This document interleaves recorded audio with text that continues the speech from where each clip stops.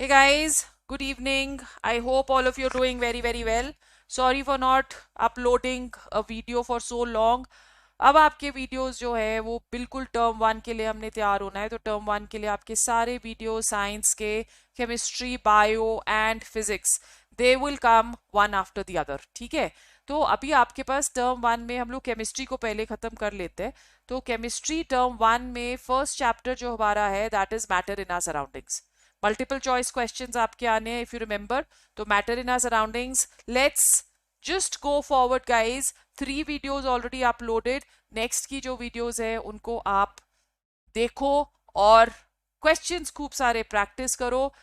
और आप एक ऐप डाउनलोड कर सकते हो गूगल प्ले स्टोर पे जाके. शेरीज केमिस्ट्री ऐप एक है, उसको आप डाउनलोड करो. I try to put all your multiple choice questions in that. So theory हम लोग यहाँ पे पढ़ेंगे, क्वेश्चंस हम वहाँ पे करेंगे, डाउट रिमूवल सेशंस भी हम लोग ऐप पे करेंगे. तो I hope you guys are ready. Let's begin. हमारा जो चैप्टर यहाँ पे है that is matter in our surroundings and we are going on to our next topic for today. That is the particles of matter, they have space between them. So अब इसके लिए एक activity आपके book में है, बहुत ही simple सी activity है. आपको लग रहा होगा कि ये क्या है, 9th की केमिस्ट्री कितनी आसान है, फटाक से आपके भेजे में घुस जाती है ना. So particles of matter they have space between them. आपने एक वाटर का टम्बलर लिया, उसके अंदर आपने एक शुगर का क्रिस्टल डाल दिया. ठीक, शुगर का वाला क्यूब डालना है जो बड़ा टेस्टी लगता है ना, वाला क्यूब डालना है. धीरे धीरे आप क्या देखोगे, क्यूब तो है ही नहीं, क्यूब तो डिसअपेयर हो गया. कहाँ गया क्यूब? क्यूब कहाँ गया है? ये पार्टिकल्स ऑफ, अच्छा इसमें इन्होंने सॉल्ट लिया है, चलो हमने शुगर ले लिया. शुगर हमें ज्यादा पसंद है ना, चीनी ज्यादा पसंद है, तो इसलिए मैंने यहाँ पे आपके लिए चीनी ले ली. राइट. सो हम लोग क्या बोल रहे हैं कि ये जो हमने वाटर लिया है, पार्टिकल्स जो है लिक्विड वाटर के, उसके अंदर हमने डाल दिया है शुगर क्यूब. क्या डाला हमने? We have put a sugar cube. Sugar cube डालेंगे जैसे ही, ये देखो दिख रहे हैं ना आपको, ये सॉल्ट नहीं है भाई साहब, ये शुगर क्यूब लिया है. हमको सॉल्ट नहीं लेना, हमको स्वीट लेना है. तो हमने शुगर के ये क्रिस्टल्स ले लिए.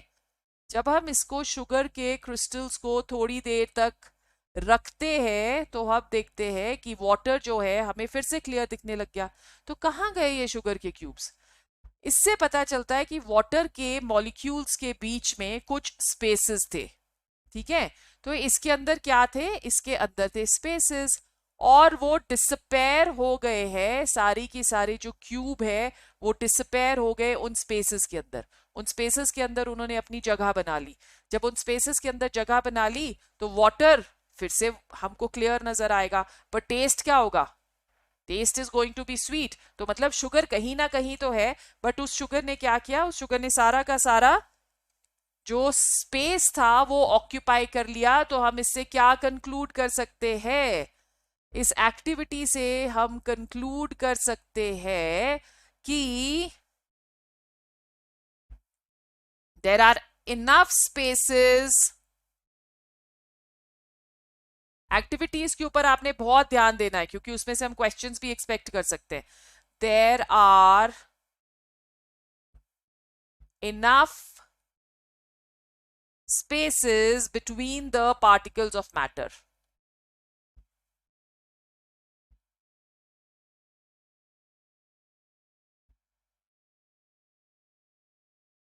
ठीक है. वही स्पेसेस से ना जिसके अंदर सारी की सारी शुगर जो है वो चली गई. So this is your one activity which has been given in your NCERT.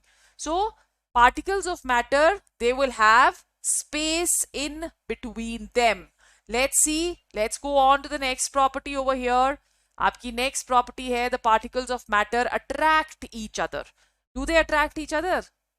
Attract ही करते होंगे क्योंकि अगर हम लोग गैसेस देखेंगे तो गैसेस में हमारे पास जो स्पेस है वो बहुत ज्यादा आती है, बहुत ज्यादा होगी ना स्पेस.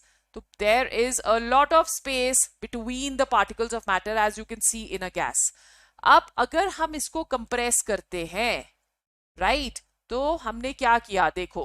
अब यहाँ पे हम बोलते हैं कि हम लोग एक प्रॉपर्टी आप पढ़ोगे कि हम लोग गैसेस को कर सकते हैं लिक्विफाई. लिक्विफाई का मतलब क्या हुआ? कि हम उसको लिक्विड स्टेट में कन्वर्ट कर सकते हैं। तो लिक्विड स्टेट में कन्वर्ट करने के लिए क्या करना पड़ेगा हमें, जो ये मॉलिक्यूल्स है इन मॉलिक्यूल्स को एक दूसरे के पास लाना पड़ेगा। तो हम क्या करते हैं, ऑफ कोर्स टेम्परेचर और प्रेशर कंडीशंस उसके लिए बहुत ही एसेंशियल है। तो जब हम इसको पार्टिकल्स को एक दूसरे के पास लाएंगे तो वो लिक्विड में कन्वर्ट हो जाएगा। लिक्विड में क्यों कन्वर्ट होता है, that is because molecules come closer,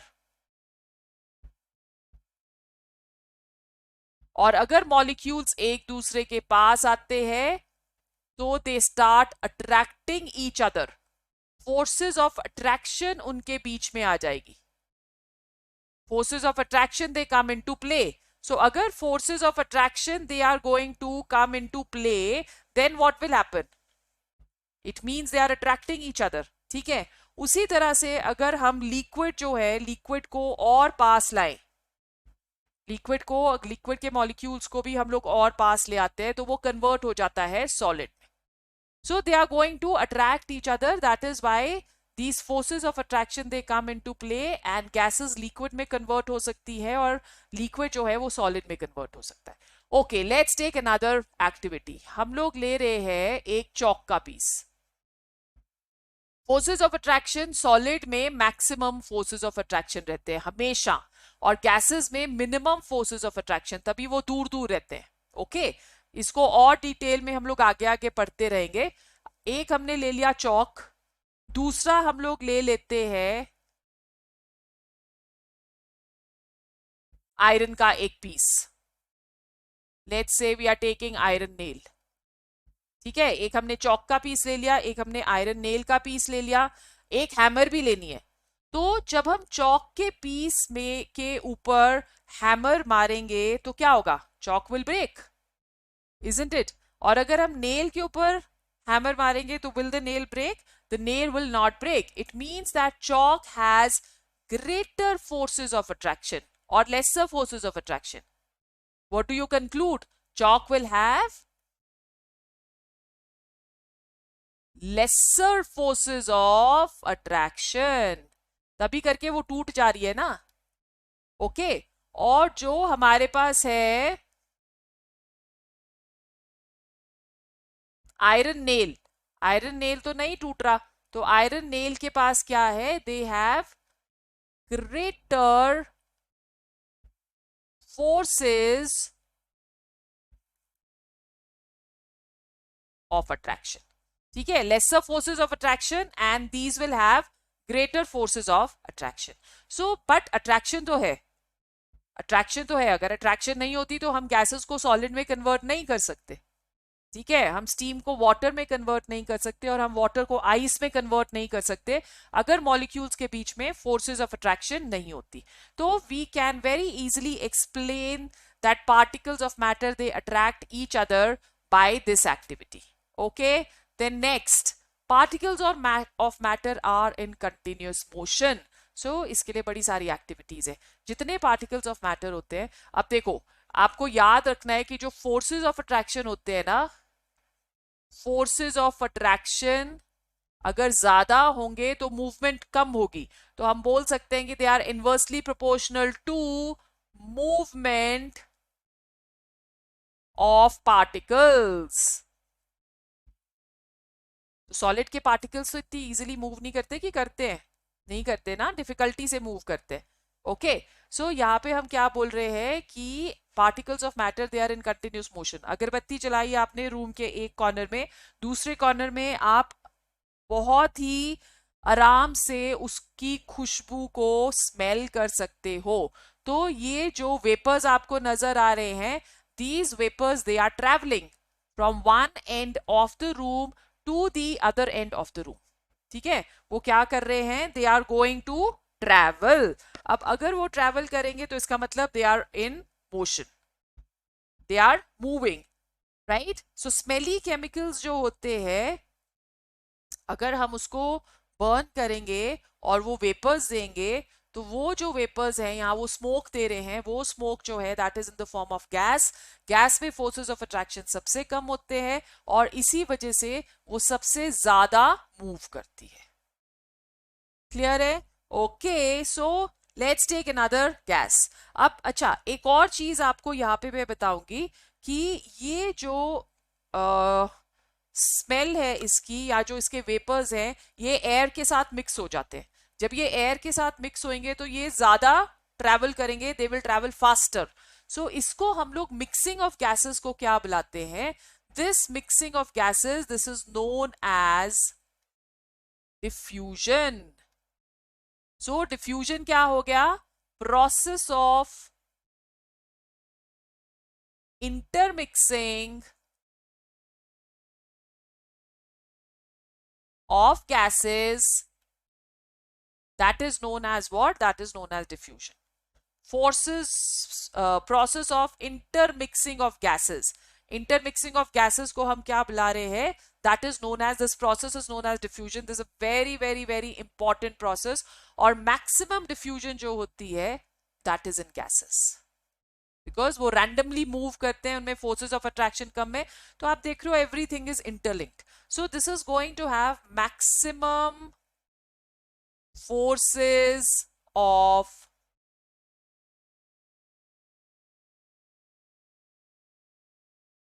or you can say maximum diffusion. I am so sorry, I got carried away.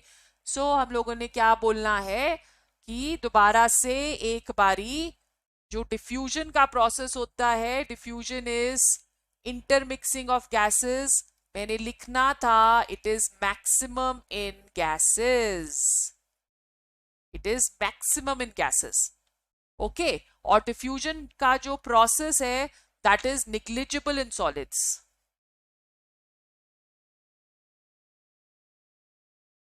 दो सॉलिड्स को आप पास पास रखोगे तो क्या वो खुद से इंटरमिक्स हो जाएंगे? नहीं होंगे ना. तो डिफ्यूजन बहुत कम या बिल्कुल ही नहीं होती है. लिक्विड में डिफ्यूजन फिर भी थोड़ी सी होती है. तो I am going to take examples. we are going to take examples of diffusion in liquid. Solids में we are saying कि diffusion that is negligible. Let us take the process of diffusion in liquids. बड़ा ही interesting सा ये एक हमारे पास activity है, ink colour की ही activity है. तो हमने देखो फर्स्ट वाले इसमें we taken a tumbler which has only water. फिर हमने डाल दी इसके अंदर इंक. ठीक है. लिक्विड के मॉलिक्यूल्स के अंदर स्पेस होती है कम, गैसेस के मॉलिक्यूल्स के अंदर स्पेस होती है ज्यादा. जितनी ज्यादा स्पेस होगी उतनी इजिली दूसरे मॉलिक्यूल्स उसके अंदर अपनी जगह बना सकेंगे. ठीक है. अब लिक्विड्स में स्पेस है कम, इंक डाली, देखो कितना धीरे धीरे धीरे धीरे वो डिफ्यूज हो रही है. So it has taken 1 2 3 4 5 steps to completely water को ब्लू देने के लिए. ओके. वाटर को ब्लू देने के लिए completely it has taken so many steps. So means what can we conclude by this activity? Diffusion occurs slowly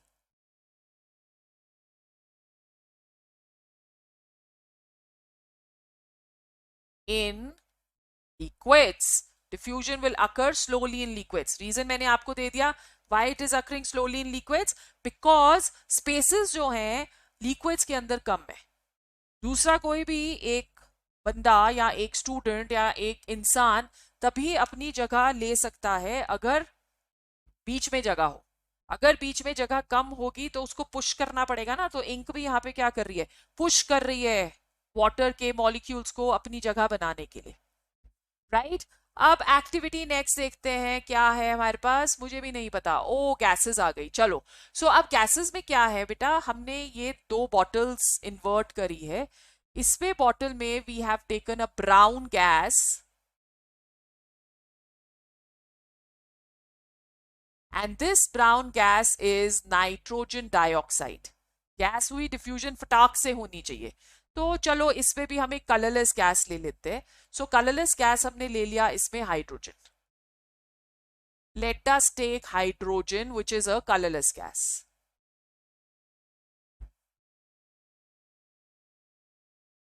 okay. You know that gases are lighter ना. तो क्या होगा कि धीरे धीरे ये, इनफैक्ट नॉट इतनी धीरे धीरे जितने की हमने लिक्विड्स में देखी थी, इसमें से जो ब्राउन गैस है वो ट्रैवल होने लग जाएगी ऊपर। तो आप सेकंड में देख रहे हो कि ये ऊपर वाला जार थोड़ा सा लाइट ब्राउन हो गया और नीचे वाला जो जार है वो भी थोड़ा सा लाइट ब्राउन हो गया। And then a time comes when the colour in both the jars that is same. So this very clearly indicates कि नाइट्रोजन डाइऑक्साइड जो है that has diffused and mixed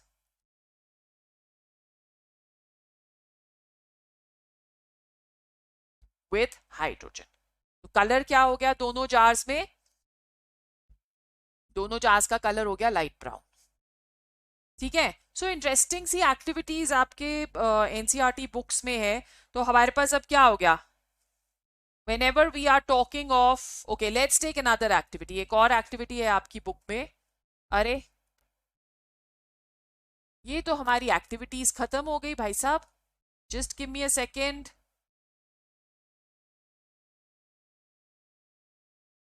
okay हम लोग तो बिल्कुल ही बिगनिंग में आ गए। एक एक्टिविटी मैं आपको और बताना चाहती हूँ।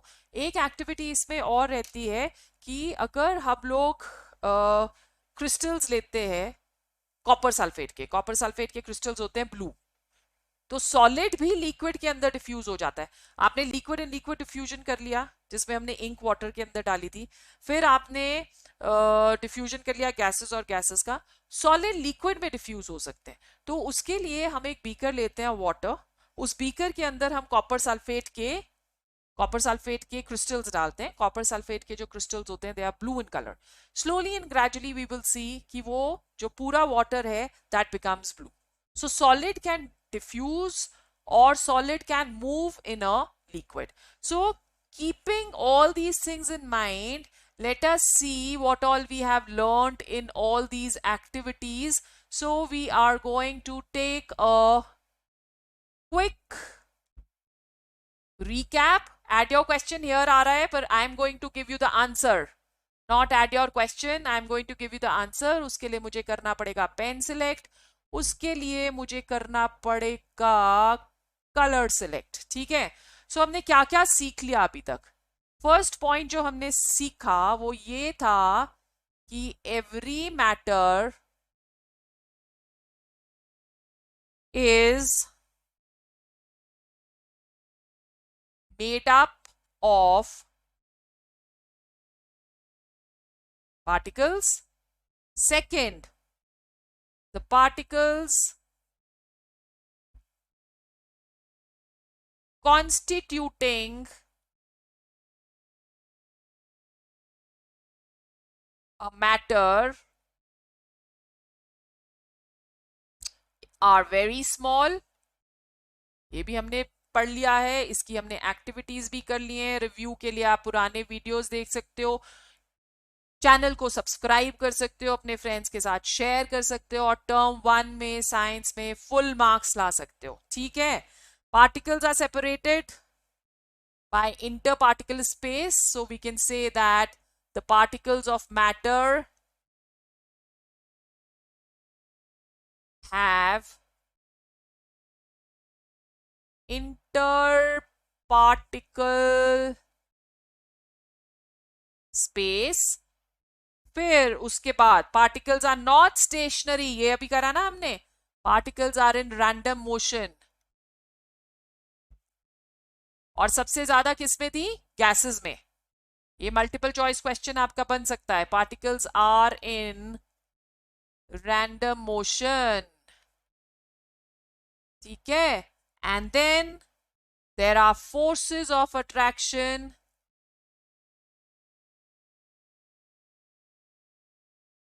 exist between the particles of matter, right? So this is our topic for today. Next class पे हम लोग states of matter, I think that is going to be your next, or we can say that yes, we are going to do the states of matter, we are going to do the characteristics of solids, characteristics of liquids, characteristics of gases, and I will start putting your multiple choice questions on the app. Download करनी है आपने app, link would be shared नीचे। Okay guys, so I'll see you tomorrow. in the next class, States of Matter. Till that time, bye bye. Take care of yourself.